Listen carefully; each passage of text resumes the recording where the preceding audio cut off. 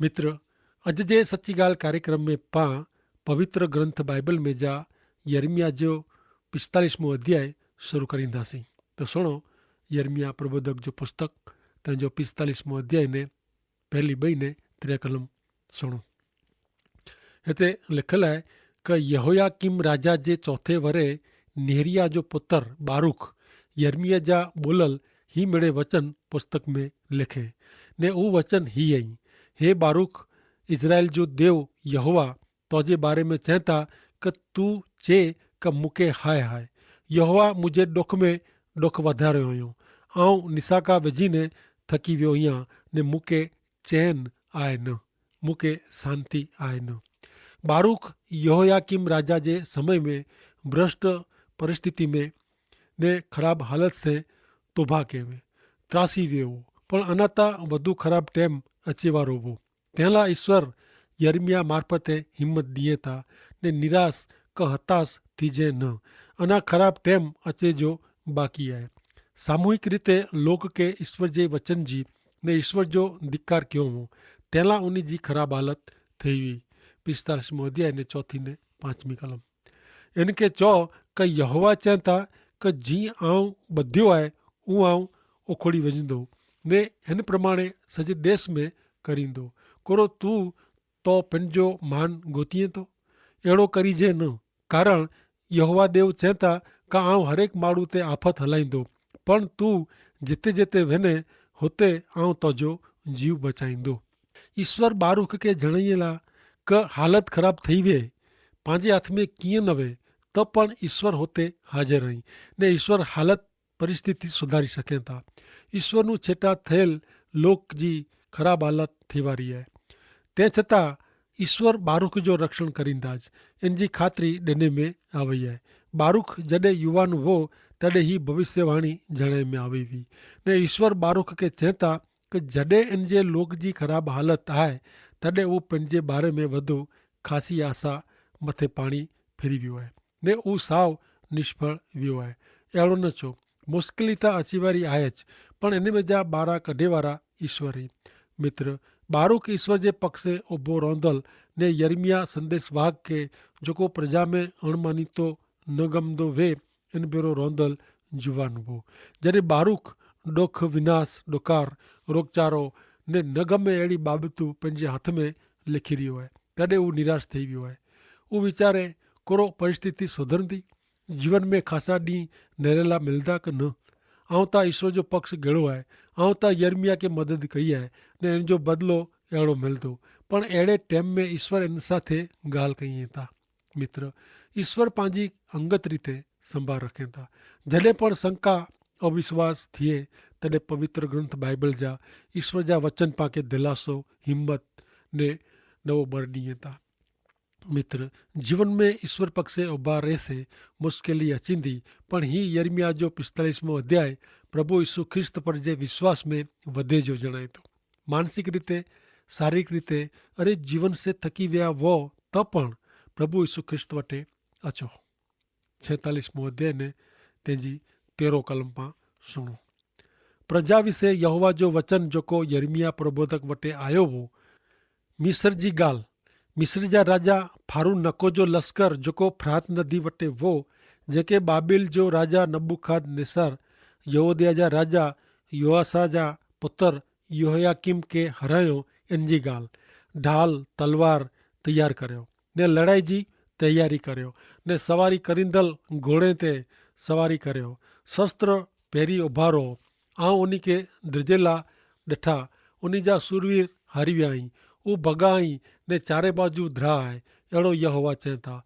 वेग वारो भॼी ने वञे, पराक्रमी न बचे, उहो उत्तर दिशा में फ्रात नदी वटे ठोकर खाईने पियाई, जंहिंजा पाणी उछरे था, उहो केरु आहे? मिस्र नील नदी वारे जी चढ़े थो, उहो चए थो आऊं चढ़ी अचींदो ने पृथ्वी ते फिरंदो, आऊं नगर खे ने इन जे रहवासी खे नाबूद करींदो। हे घोड़ा ऐं दौड़ी अचो ने हे रथ ऐं नचो ने सूरवीर अॻियां अचे, ढाल वारा हबसी ने कुटी ने धनुष वारा लुदियो ॿाहिरां अचे। सेना जो देव यहोवा जो बदिलो गिने जो ही ॾींहुं आहे। हे मिस्र जी कुंवारी, तूं गिलियात ते चढ़ीने लोबान गिन, तूं साॼी थीने न। मिड़े प्रजा तुंहिंजी अपकीर्ति सोयां, तुंहिंजो ॾोख सुणाजे थो। मिस्र देश खे पायमाल करेला वचन जेको ईश्वर यर्मिया खे चयो हो उहो ही आई। मित्र, हिन वचन से पांखे ईश्वर जी दुनिया ने देश जी योजना ज़ाहिर थिए थी, उहो ॼाणे ला मिले थो। ईश्वर इज़राइल प्रजा खे पंहिंजी प्रजा तरीक़े पसंदि कयो। तंहिं छतां ईश्वर पृथ्वी पर जी तमामु देश जाति खे प्रेम कई था ने मिड़े प्रजा उन वटि अचे अहिड़ो ईश्वर इच्छे था। ॿई बाबति ॻरियूं त ईश्वर पवित्र आई ने उहो पाप खे हलाए गिने नथा। टी बाबति ईश्वर जो न्याय कोई पूर्वग्रह का बदिले जी इरादे वारो का भावना वारो आहे न। इनमें समानता ने चोखाई आहे, इनमें जरा पण अन्याय न। चौथी बाबत ईश्वर न्याय शासन से राजी थिए नथा, पण माण्हू जो उद्धार थिए इनमें खुशी आई, राजी आई। ईश्वर पक्षपात वगर कम कई था, तंहिंला मिणी जो हिकिड़े जे दौड़ने न्याय कई था। ईश्वर मिस्र देश के जणाइए था कि तू मुझी गाल मनियो नहीं ने यहूदा राज्य के अमुक लोग जेको तुझो आसरो गिनेला आया आई उन्हीं के मुनू वधू छिटा के है। तंहिंला आऊं तोखे बाबिल जे राजा नबूखाद नेसार जे हथ में सौंपी ॾींदो। उन टाइम मिस्र ने बाबिल ॿ महाशक्ति हुई। ईश्वर हिन ॿ महाशक्ति के युद्ध में उतारींदा, जंहिंमें मिस्र जी हार थींदी। मित्र, मिस्र ईश्वर सामे थियो आहे। इन जो परिणाम उहो आयो कि ईश्वर जे न्याय शासन नीचे आयो। मित्र, ईश्वर सामे थिए जो परिणाम खतरनाक अचे थो। ईश्वर मिस्र के शुरूआत नुज मिस्र साथे संबंध न रखे जो उन खे चयो, कारण उहो उन जा आध्यात्मिक दुश्मन हुआ। इन जे प्रमाणे प्रभु यीशु ख्रिस्त ते विश्वास रखंदड़ व्यक्ति के जेको ईश्वर जे ध्रामे आधीनता में ने इच्छा में जीवे नथा, उन साथे दोस्ती रखे जी न, कारण उहो शैतान के सौंपाई विया आहिनि। बाइबल में याकूब जे पत्र जे 4 अध्याय जी 4 कलम में जणाइए था कि ओ व्यभिचारी, आंखे ख़बर न आहे जगत जी मित्रता उहो देव ते वैर आहे। जगत में जेको जगत जो मित्र थियल आहे मङे था, उहो देव जो दुश्मन थिए थो। मिस्र उता दुनिया जो चतर आहे। ईश्वर इज़राइल प्रजा खे उन्ही नू छिटो रेजो चयो हुयो।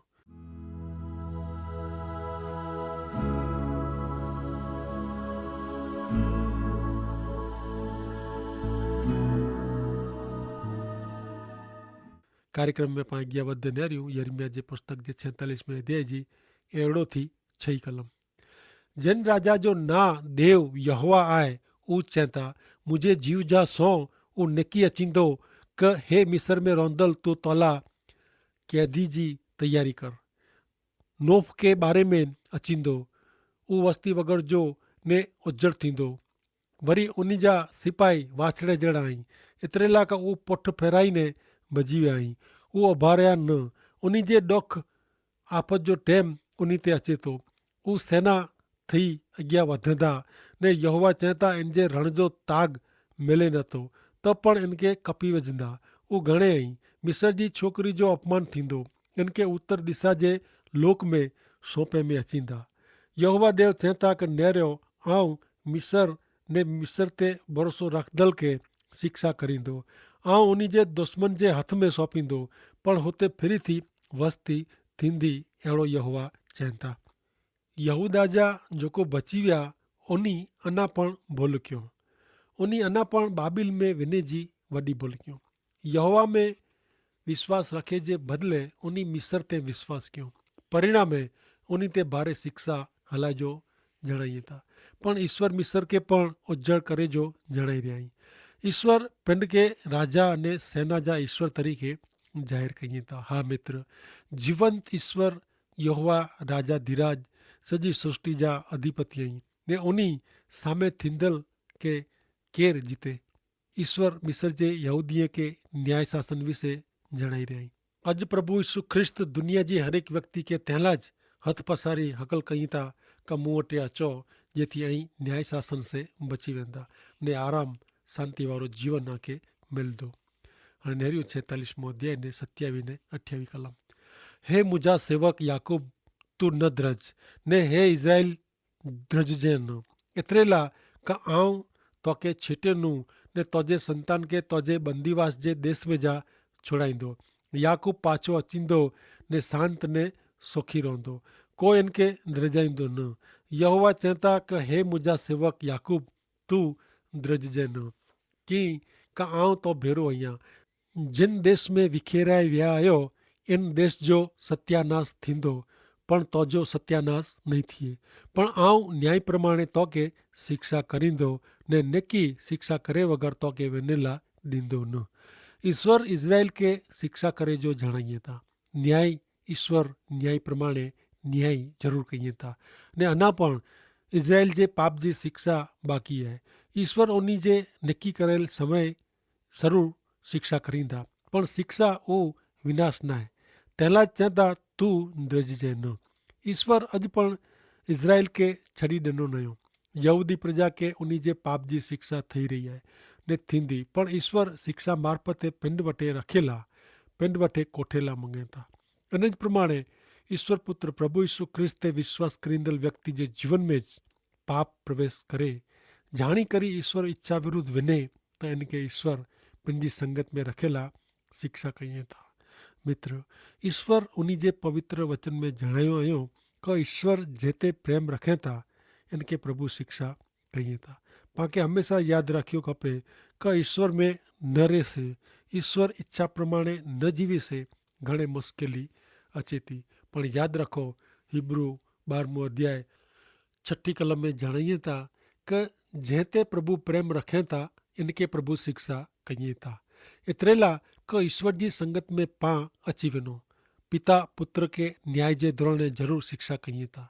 ही संबंधता पिता पुत्र जो आहे ने कोई पण भोगे ईश्वर पंहिंजे बालक जो नाश थिए अहिड़ो इच्छे नथा। तंहिंला मित्र ऐं ईश्वर जी शिक्षा के तुच्छ न लेखियो, पण स्वीकार करियो ने आत्म तपास कहिड़ी घणे महत्व जी ॻाल्हि आहे। यर्मिया 47 अध्याय ने तंहिंजी पहली 7 कलम। फारून गाजा के मारे अगाऊ पलिस्ती विषय यर्मिया प्रबोधक वटे यहोवा जो वचन आयो। यहोवा चवनि था नेरियो उत्तर दिशा में जा पूर चढ़े ने जंगी रेल देश ते नगर में रौंदल ते फिरी वरंदी ने मिड़े रूंदा ने देश जा मिड़े रहवासी ॾोखी थींदा। उन जे घोड़े जे पग जो आवाज़ इन जे रथ जो आवाज़ सुणीने लोग द्रजीने हू पंहिंजे छोकिरे खे पण संभारीए नथा। अहिड़ो टाइम अचींदो जिन टाइम ते मिड़े पलिस्तीअ खे लूटे में अचींदा। यहोवा पलिस्तीअ खे काप तौर जा बची विया आहीं उन्ही खे ऐं नाश करींदा। आस्कलोन एतिरे खीण जा जेको बची विया आहीं उहो नाश में वियो आहीं। तूं क्यां सुधी पिन खे कपीने घायल करीने। हे यहोवा जी तलवार, तूं क्यां सुधी शांत नहीं थिए। तूं म्यान में वञ, पण यहोवा तोखे आज्ञा ॾिने आहे त तूं कीअं शांत वेही सघे। आस्कलोन नेदरिये जे कंधे विरुद्ध उहा तलवार निकी कीअं आहे। 47वें अध्याय में पलिस्ती विषय जो संदेशो जणाए में आयो आहे। पलिस्ती ने इज़राइल विच युद्ध थींदा हुआ जीअं अॼु आहे थी, पण हेवर उन्ही विच समाधान थियो आहे ने शांति जा करार थिया आहिनि। तंहिं छतां मात्र औपचारिकता आहे।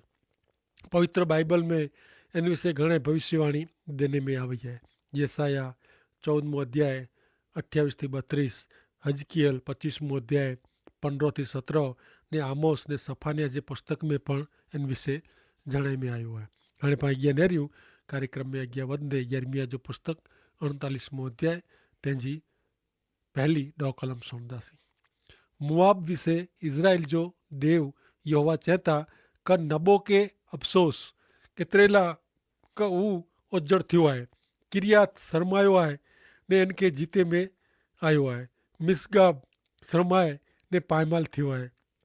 मुआब जा वखाण कोई करींदो न। उन्ही हेसबोन में उन्ही जी पायमाली करे जो निकी कयो हुयो।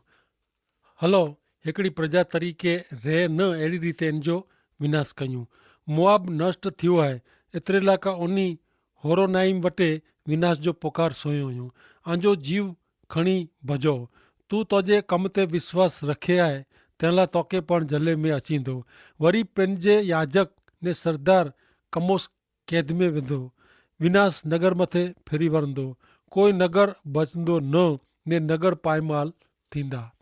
मोआब जो विनाश भयंकर रीते ने घातकी रीते थींदो अहिड़ो ईश्वर जणाई था।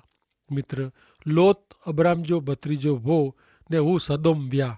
इन शहर में बूंढाई हद पार वगरजी वी। छेवटे ईश्वर आकाश में जा अग्नि वरसाईने हिन शहर जो विनाश कियो। पण हिन शहर में वसंदल लोत ने इन जी ब छोकरी के बचाए में आवई।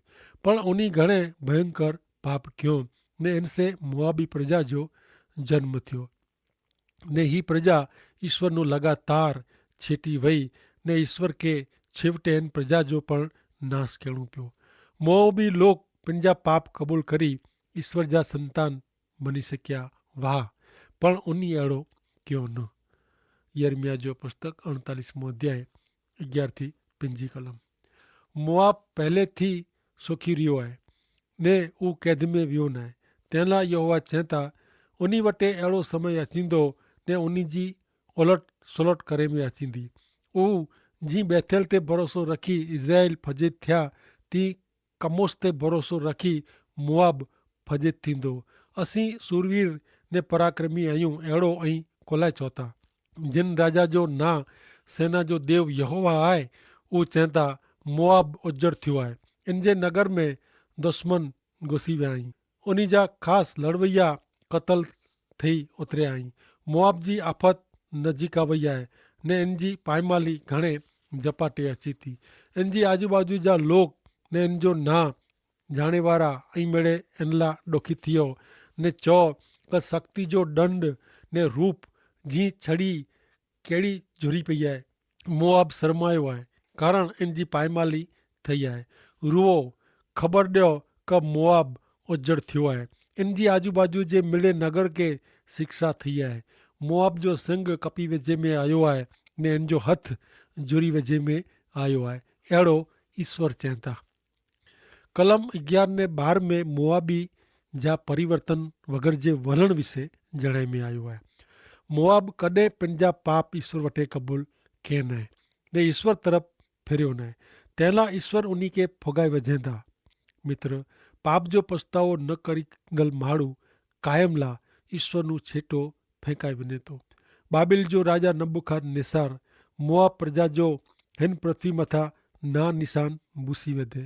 पछतावो करी जी तक वे थी तॾहिं बेफ़िक्र रहसे कहिड़ो परिणाम अचे थो। यर्मिया 48मो अध्याय 26 थी 35 कलम। इनके चकचूर करियो कारण हू यहोवा विरुद्ध मोड़साई किए हैं ठग वताया हैं। मुआब पंहिंजी उल्टी में आरोटंदो ने इन जी मस्करी करे में अचींदी। तू इज़राइल जी मस्करी के नवे। अरे मुआब जा रहवासी ऐं नगर छॾीने डूंगर ते वसो। असीं मुआब जे अभिमान विषे सोयो आहे। हू घणे अभिमानी आहीं। यहोवा चवंदा इन जो गुस्सो आऊं ॼाणा थो। इन में कीअं वजन न आहे। इन जी मोड़साई नकामी आहे। तंहिं लाइ आऊं मुआब लाइ ॾुखी थींदो। कीर हेरेस लाइ लोक रूंदा। ऊन्हारे जे तोजे फड़ ते विनाश आयो आहे। फलद्रुप खेत्र में जा आनंद मज़ा गिनी गिने में आया आहिनि ने द्राक्ष कुंडे में द्राक्षा रस बंदि कयो हुयो। उन जे रोने जो आवाज़ु घणे छेटे सुधी वियो आहे। निमरिम जा पाणी सुकाए वेंदा। वरी यहोवा चए था जेको मुआब में उचे स्थान में बलिदान ॾिए था ने जेको पंहिंजे देव वटि धूप ॿारीए था उन जो आऊं विनाश करींदो। मुआब सत्य जिरे ईश्वर जे स्थाने मानव सर्जित मृत देव देवीअ जी पूजा भक्ति करींदो हो। तंहिं लाइ ईश्वर इन जो विनाश कईं था। धनवान मुआबीअ जो विनाश थियो। धन दौलत से मुक्ति कमाए सकाजे नथी। धन से मुक्ति मिले पण नथी। संत पितर चवंदा सोन रुपए से न पण प्रभु यीशु ख्रिस्त जे रक्त से पंहिंजो तारण थियो आहे। मुआब जेको अभिमानी हो धन वैभव सुख में हो उहो हाणे चिमराई वियो आहे। कुलाए त इन जो कारण 42वीं कलम में जणाए में आयो आहे। प्रजा तरीक़े मुआब रहंदो न। ईश्वरનું છેટો રોંદલ અભિમાન કરીંદલ કડે પણ શિક્ષા ભોગવે વગર રોંदा न। 46वीं कलम में मुआब जे देव विषय जणे में आयो आहे। कामोस जेको उन जो देव हो उहो उन जे लोक के छोड़ाए सके थी न आहे। 47वीं कलम में ईश्वर मुआब पर दया ज़ाहिर कईं था। पुठले ॾींहं में आऊं मुआब जो बंदीवास फिराए विझंदो। ईश्वर जी दया केतरी महान है। जन मानवी के उन्हीं बनायो हुयो इन ते दया रखंदा ज तेला अज पण ईश्वर पंहिंजी अरज गरज पूरी पाड़ीए था। पण मित्र, ईश्वर जी दया जो अवरो अर्थ करे जो न। ईश्वर कोई पण व्यक्ति के पूरी तक ॾिने वगैर नाश कई न था। ईश्वर पाला ईश्वर पुत्र प्रभु यीशु ख्रिस्त में उद्धार थिए अहिड़ो सिद्ध कयो हुयो। पण पां बेदरकार बनो त कीअं करी बची सघूं। पवित्र ग्रंथ बाइबल में हिब्रूअ के पत्र बीजो अध्याय 3 कलम में जाणीए था कि उद्धार त फक्त यीशु ख्रिस्त मार्फते ज मिले थो। उद्धार मुक्ति जी ही महान गाल जो नकार करीबो त पां किन रीते बची सकूं। प्रभु पिंड उद्धार प्रगट कयो हुयो। जेको सोयो हुयो उहो ही सत्य आहे अहिड़ो पां वटि साबित पण कयो हुयो। प्रिय मित्र, पंहिंजो उद्धार प्रभु यीशु ख्रिस्त जे पवित्र रक्त से थिए अहिड़ी व्यवस्था ईश्वर ज कयो हुयो। हाणे पाके फक्त पंहिंजा पाप कबूल करी उद्धारकर्ता प्रभु यीशु ख्रिस्त के तारणहार तरीके कबूल करे जाए ने पंहिंजा पाप उन्हीं के बताए जाए। कारण ईश्वर जो वचन पहलो यूहान पहलो अध्याय ने 9 में चए थो कि ईश्वर वटे पां पंहिंजा पाप कबूल कयूं त उहो पंहिंजा पाप माफ़ करींदा ने पाके शुद्ध करींदा। मित्र, मानव मुक्ति जी मानव के ईश्वर साथे सीधे संबंध में रखे जी व्यवस्था ईश्वर पिंड कयो हुयो। प्रभु यीशु ख्रिस्त मार्फते ज अज गमे अहिड़ी व्यक्ति ईश्वर साथे सीधे संबंध में अची सके थी ने पिताનું अलग થયેલ બાળક પિતા વટે અચે ને સમાધાન કરે એડો પિતા હંમેશા અચે था। पिन जो बाળક राजी रहे, सुखी थिए, शिक्षा न भोगवे पण शाश्वत जीवन प्राप्त करे तेला अज पण ईश्वर पुत्र प्रभु यीशु ख्रिस्त हथ पसारी बोलाइए था कि अई मूं वटे अचो, आंखे आराम ॾींदो, आंखे आराम मिलंदो। आमीन।